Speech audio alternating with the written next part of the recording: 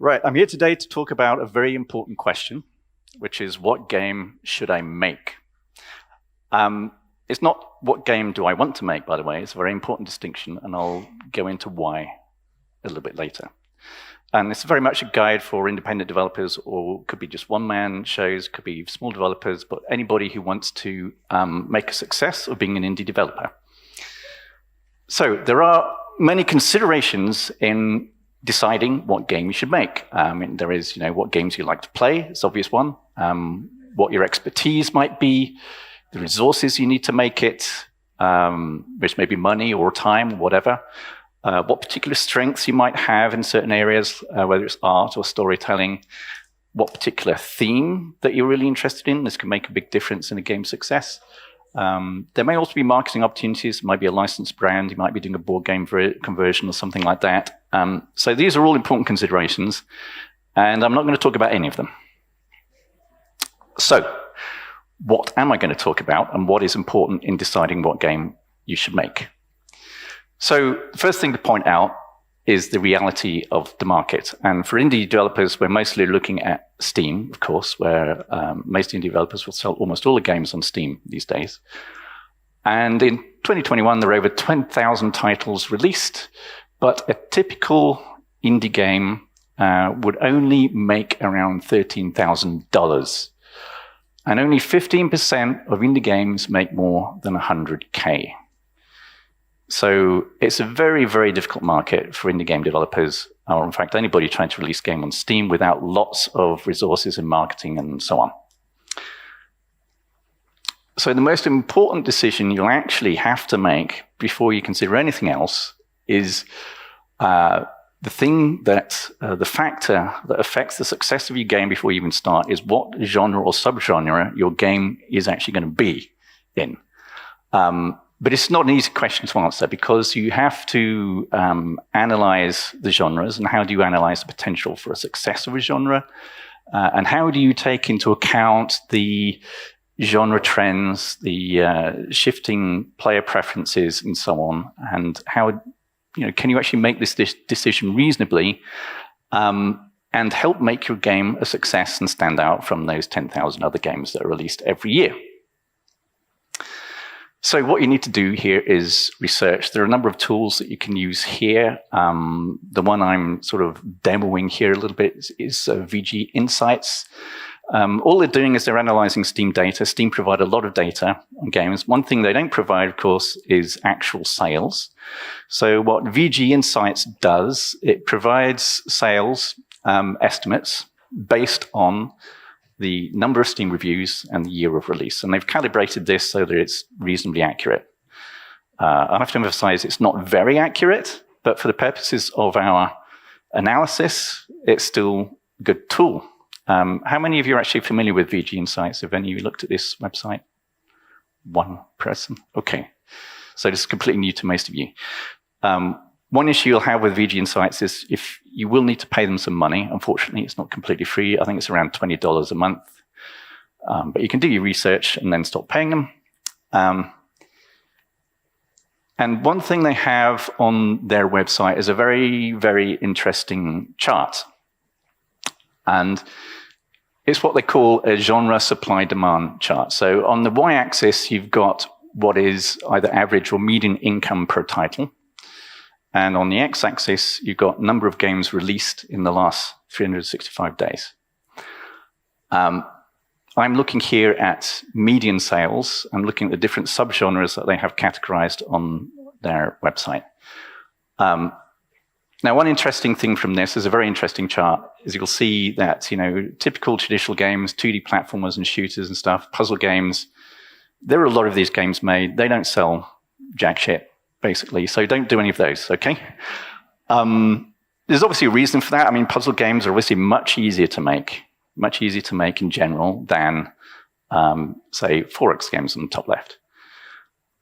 But if you look at that sort of top left quadrant, this is a logarithmic scale, by the way, so, from 9,000 to 90,000 is a big leap. So right on the top left, you've got 4X games, and your median sales on that are really high for an indie game. But obviously there's a reason why indie developers don't make those games, because they are difficult to make. They're not easy. compared to the puzzle game down on the right.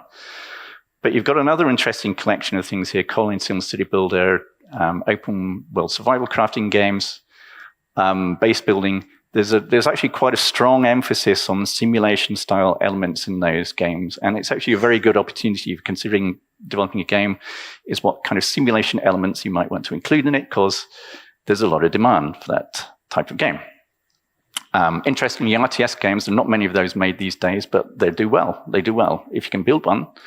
There's a good indie RTS game released recently based on Starship Troopers. I know it's a licensed property, but it's a small indie kind of develops RTS. It's very good and is done very well. So it is an option, is a valid option to do.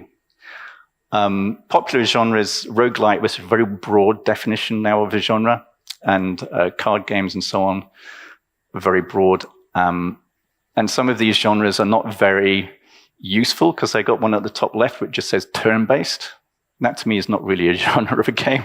It's not a very useful consideration. So you have to drill down a bit. And this in itself is very interesting and helpful, but not 100% useful. So what I've done here on VG Insights, I've basically narrowed my focus. This is all indie games released since 2019. So it's in the last 3 years, not the whole totality of Steam sales, with 1,000 plus estimated sales. So you cut out all of the thousands of games that don't do anything at the bottom. And you'll see here, interestingly, that the bottom chart, by the way, is the number of games released per month. And it's fairly level. It doesn't show a massive increase. There is a big increase, but they're mostly games that don't sell very much. And the median sale here, which is our real indicator of the kind of opportunity in a particular genre, is only $12,854. So what you can do with VG Insights, you can go and dig a little bit deeper into the genre analysis. And let's say you want to explore the possibility of making a deck builder game inspired by Slay the Spire. Slay the Spire was released officially about beginning 2019. It was in early access for a long time before that. But it was very popular, sold 2.4 million units, according to VG Insights. And the number of active players, even today, is really high. This is a really successful game. But the thing is this a complete outlier, or does it represent an opportunity? And there may be some reasons why it is just an outlier, because there haven't been successes similar to Slay the Spire, really, since then. There's maybe one or two. You might point to a game called Inscription, which was released last year, for example. There was Griftlands, for example, also came out a while ago. Monster Train was another one. Yeah, although nowhere near as successful as this, by the way. Nowhere near. So there have been a few. How many people have played this, by the way? So it's a few, tiny handful. Okay. Well, it's a deck-building roguelite. I mean, just to explain briefly, deck-building games kind of originate from board games. There was a game called Dominion, which I think came out around 2007. But it really wasn't until Slay the Spire came out this concept was really translated successfully, anyway, to video games. And basically, you have a deck of cards, you're playing cards from a hand in order to do various actions, but part of the gameplay is actually building and customizing your deck as you're going along. You can add cards, sometimes you can take away cards, and you're trying to improve your deck as you go through the game. It's also a roguelike game in the sense that you will fail badly, and there's some kind of meta progression, there's some kind of random elements in the progression as well. So it's a roguelike deck builder. So now we're looking at the analysis of VG Insights with the Steam tag deck building, and this has a median revenue of $25,000. The bottom number of great games released over time, as you can see, this is actually going up. In the last 2 years, the trend is definitely upwards, but there's not huge numbers here. So we can add some extra details. So we had deck building roguelite. So this is the actual genre that Slay the Spire is in, because deck building can also include other games like Magic the Gathering. Again, it's even smaller number, but the actual median revenue is going up quite a bit. we can even narrow it down further. So what we'll put here is, well, what if I want to make a deck-building roguelike game which has more RPG elements to it? And just by putting those tags in, we can see if there are, in fact, some games that are in this genre. And there are. It's a relatively small number. But there is 2 or 3 released per month. There's a bit of a blip recently. But the median sales are now up to over $74,000. So from this research alone, it looks like there is maybe an opportunity here to do what I wanted to do, which is do a Slay the Spire style game. But with the added twist, I want to make it much more of an RPG. Just to do some comparisons here. So these, again, using my category, last 3 years from 2019, indie games only, 1,000+ sales. Median sales, so this one that we selected, Deck Building RPG Roguelike, yes, it's 74,000. It's a very small sample, though.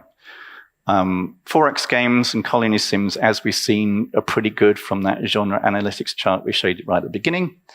Action RPGs, forget about them. RPG is such a general and abused kind of genre at the moment. Just saying I'm going to make an RPG is not going to help you at all. Metroidvania, which is much more specific and has a lot of popularity, especially from console gaming. But again, not as good as, say, 4X or Colony Sim. So what we need to do then is, what you need to do at this stage in your research is actually look at some of these specific games. And again, you can list them on VG Insights according to those tags that you've picked here. And you can actually just look at them and see what they're actually doing that's of interest. And, what is it, the RPG factor that makes it different from Slay the Spire? And this leads us on to actually perhaps the main point. The genre blending can actually increase potential audience. And a unique new mechanic will give an established genre a new hook or even create a new genre. So what I did then, as I looked through those games that were picked out with those tags and see, well, what is actually interesting is there. So one recent game that came up was Cross the Obelisk. It's actually released, I think, back in beginning of August sometime. And it has sold 160,000 units. So on indie terms, this is a really successful title. And it claims to be an RPG, deck-building, cooperative roguelite. So the interesting thing to me that stood out was it says cooperative, because this is new. Because Slay the Spire is not a cooperative game. Most of these games are not. It does have deck building, has a roguelite elements, has a strong RPG, but it's also cooperative. And that's an interesting twist. This is what it looks like, by the way. And you can see it's got a bit of a Darkest Dungeon aesthetic going on. You got your kind of team of heroes on the left, you got the enemies on the right, and you're playing cards from your hand to do all your attacks and other actions. Very simple 2D graphics, a bit on the ugly side, nothing terribly technically difficult to do. But people love this game. This has been really successful, and the co-op element is in fact, one of the really interesting twists that makes it really different to the other deck building games that are out there.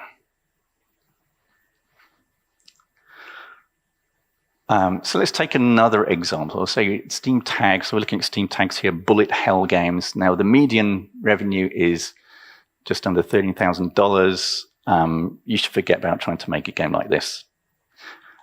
However, people are still making them, as you can see. More games are still released in this genre than in our deck building genre. But they're not selling very well. So, why are indie devs doing it is the question. But there is something that you can do here, which is called genre subversion. So what about Bullet Heaven? So Vampire Survivors, again, a game that came out very recently, I think back in August. And this is like a reverse bullet hell. So here you are, in fact, spewing out thousands of bullets and projectiles while destroying hordes of enemies. It is a roguelike game as well. So it has a very strong roguelike feel to it. But it's kind of subverted the bullet hell genre, and it was sold for a very small amount of money. I think it's just $3 originally, yeah, and it's, I think, one developer. But now this has sold like 4 million units. and has been phenomenally successful. And basically what he's done is he's subverted that genre, he's created a new genre, and it's been wildly successful. However, you can overdo it. I looked at some other games. So this is, again, a single developer. He's got a game called Railroads and Catacombs. And what he's done here, he's tried to blend different genres. So we've got deck building with card modification like Inscription. You have a grid-based combat system with telegraphed enemy attacks and sort of moving, pushing, and pulling. This is very much like Into the Breach, which is another very successful roguelike game. There is a train. I don't know why. Maybe it's some reference to Monster Train, but nonetheless, you have it there. He's still got the Darkest Dungeon aesthetic. So he's tried to, in this case, I think he's tried to do too much, because I'm playing the demo for this game. I'm trying to think of, well, is there anything interesting about it apart from the fact it's mixed these things?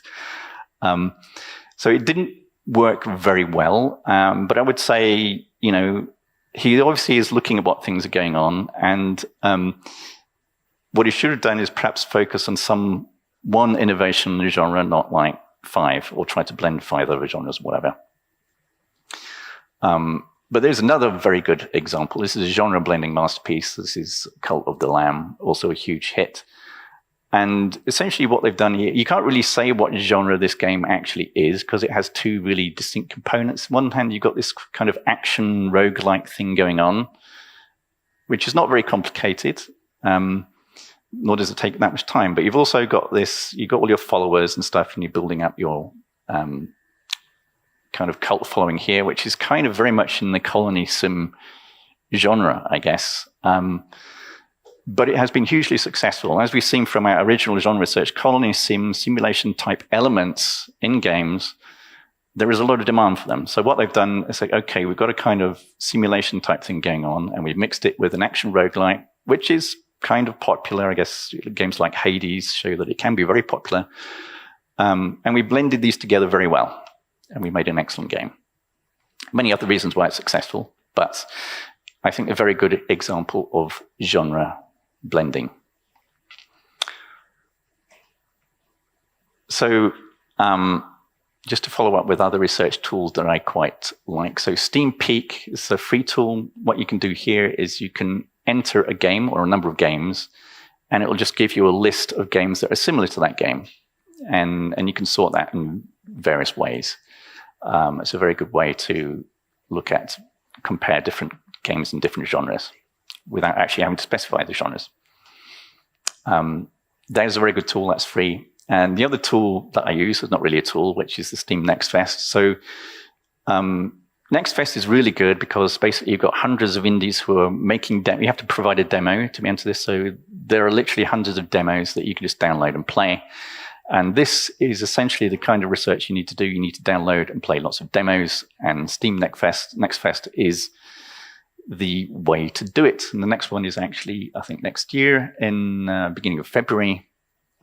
Do not miss it. This is your real opportunity to do some serious research. So, conclusion. So, deciding what game you should make, first of all, you need to do your analysis. So you look at genre sales potential using tools like VG Insights.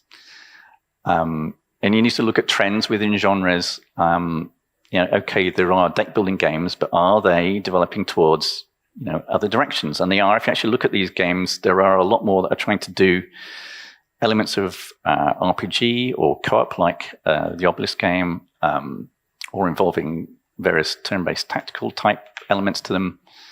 It's an rapidly evolving genre, so there are definitely opportunities there. The third thing you should do is look for genre blending opportunities. So, for example, deck building is a popular mechanic in games. 4X games are very popular. As anyone who's going to make a deck building 4X game? There isn't one, by the way, but I mean, you could think, well, maybe it might be a good opportunity to make such a game. Now, genre subversion also represents a huge opportunity, like the Vampire Survivors game. But with that one, it's very difficult to predict what will be successful or not, because you really have very little comparison if you're doing a complete genre subversion. But it can work brilliantly if you can get it right. And it's always worth considering that if you look at a genre and it might be a bit stale, but still very widely played and well known, what can I do that will subvert that genre, give it an interesting hook or a different mechanic that will suddenly revive it or even create a new subgenre altogether? So that's it for my little simple presentation. I hope it will be useful to you.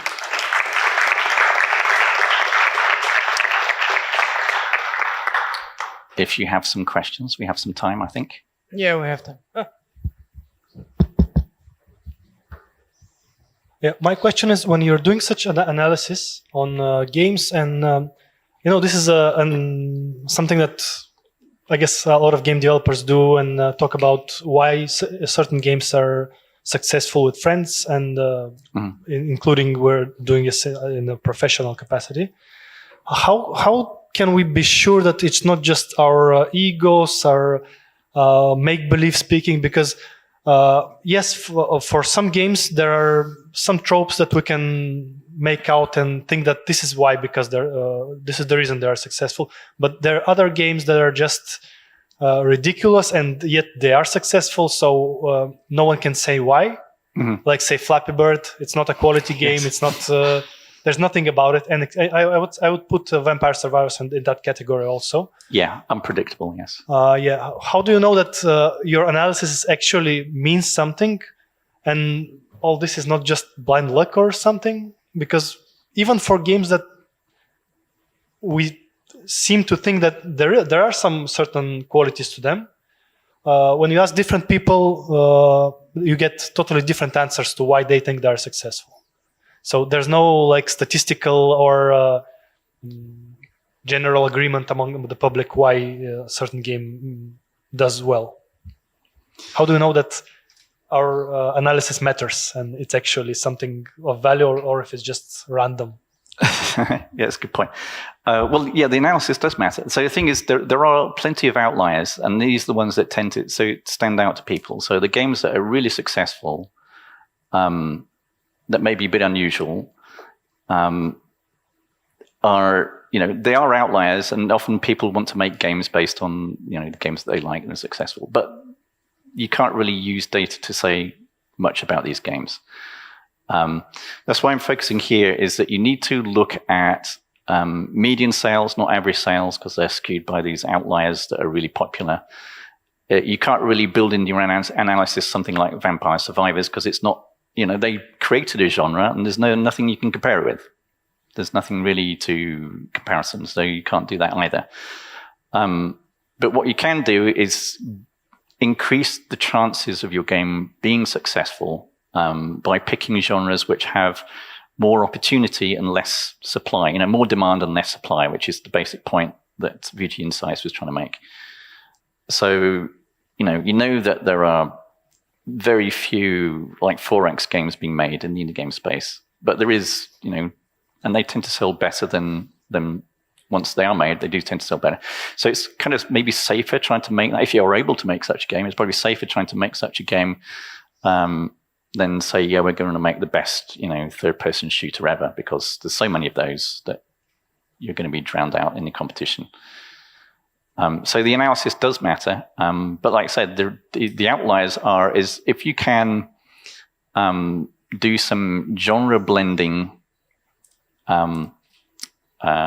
tricks, a bit like what the Beyond the Obelisk and also Cult of the Lamb did. So they're not doing anything amazingly radical. They're saying, well, here's a popular genre which is colony sim, here roguelikes are also fairly popular. Can we make something which is uniquely interesting by combining these? And we know there is a market for a big market for colony sim type games.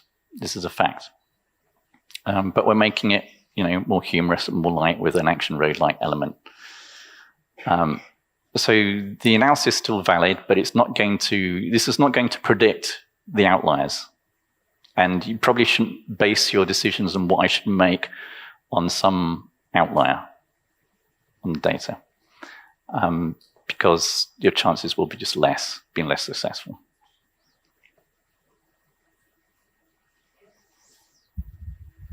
So, game genres ebb and flow, or at least their popularity. So these days also, another point is that games tend to take longer and longer to make.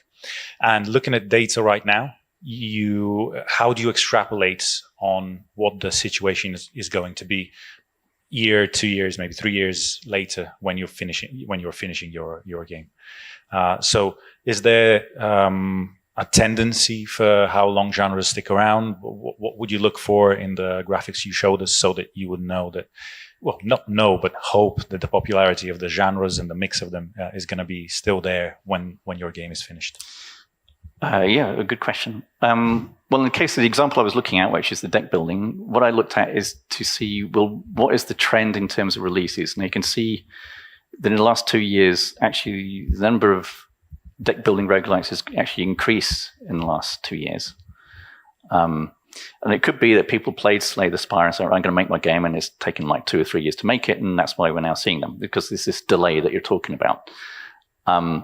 But they are clearly, doing quite well in terms of the median sales. And the other thing is you need to look at all of those games individually and see where are they innovating on them? What are the things that are doing that are, increasing the popularity of this kind of genre. So in case of the Obelisk game, they've added co-op, which is really cool, and apparently players really like it. But it's on the basis of that deck building genre. I think that the genre is going to be around for a long, long time. It's not going to die out. It is essentially a game mechanic rather than a genre, so you can actually build a lot around it, which is what some of these developers are in fact doing. I mean, I looked at a couple recently. It is called Nadir, is an interesting one just released. They have an interesting twist on the actual card play mechanic. It's still very much a deck building roguelike. Behind Oresa, I think it was called, another recent release. Very cool animation, 3D animation in that one. Aesthetically really good. It's there is innovation going on. It's not stagnant. So unlike the bullet hell genre, which is really stagnant until Vampire Survivors, it's kind of, you can see that there's something going on there in terms of what people are working on in that trend, which is a good sign. I mean, other genres tend to get very, very stagnant. I mean, and very difficult to work in. I mean, the worst probably is like MOBAs, for example. I mean, no indie would probably even try and make a MOBA, and probably no even sane big developer would either, publisher. I mean, there are other examples.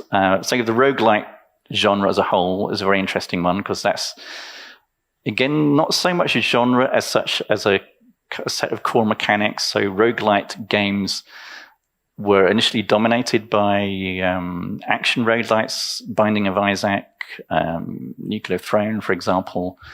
But those have become much less popular, and the deck building roguelites have suddenly become much more popular. There are also some other trends in roguelites. There are some auto battler roguelites, for example. So they're trying to blend roguelite structure with auto battler mechanics. Another example is genre blending, and there's a recent example of a game which has been successful. I can't remember the name of it, but again, a fairly recent release. So you have to look at what people are actually doing, not just the categories, because that will show you where the innovation is actually taking place. Thanks. Oh, more questions?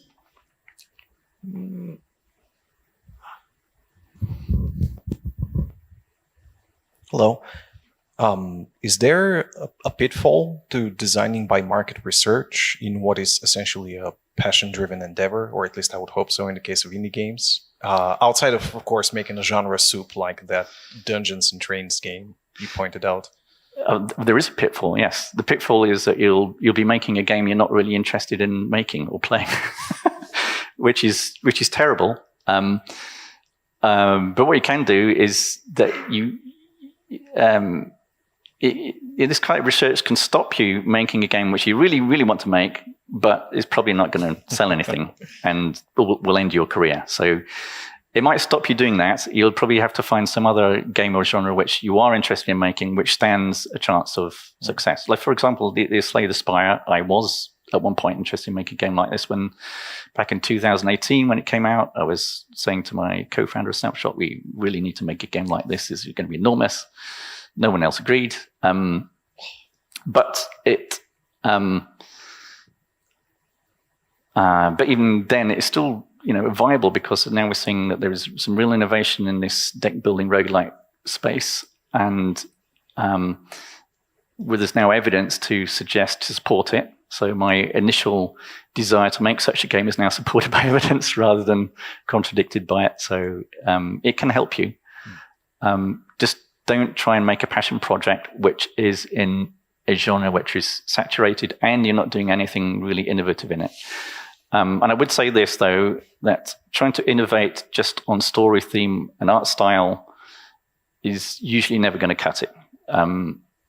You have to, especially for indie developers, the actual quality of the art is much less important than the gameplay experience. And again, Slay the Spire is a pretty ugly game. I mean, it's it's nothing special. Sure. Vampire Survivors is incredibly ugly and looks horrible.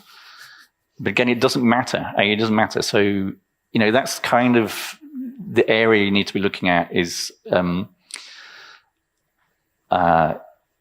gameplay. What is the gameplay is really exciting to me and might be also innovative, and there's an opportunity in terms of market for it. That will help you make your decision. Thank you. Okay, more questions? If not, we have a very amusing question from YouTube. So, question for Julian. I'm currently developing a puzzle game. Based on the chart you showed earlier, I'm interested to know, will you please adopt me? Maybe he's looking for a job, but he doesn't specify what. Exactly. Yeah, puzzle game. How's that going to help him with his game? I'm not sure. That's what he's asking. I'm not sure. It's a dark question. He's just making a puzzle game, and will you adopt him? Well, I'm not sure. He's not sure. What the reason is. Maybe come and ask personally. Yeah. Okay. If there's no more questions, Yeah. Thank you so much, Julian. It's been great having you back on the stage again.